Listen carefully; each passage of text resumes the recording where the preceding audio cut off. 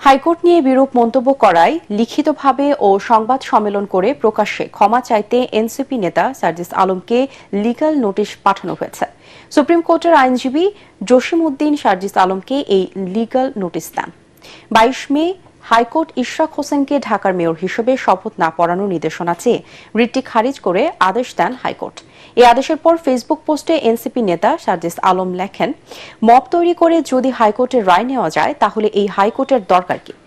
এই পোস্টকে কেন্দ্র করে পাঠানো নোটিশে সার্জিস আলমকে সুপ্রিম কোর্টের রেজিস্ট্রার জেনারেলের কাছে লিখিতভাবে ক্ষমা চাইতে বলা হয়েছে। একই সঙ্গে নোটিশ পাওয়ার 2 ঘন্টার মধ্যে সংবাদ সম্মেলন ডেকে তাকে প্রকাশ্যে ক্ষমা চাইতে বলা হয়েছে।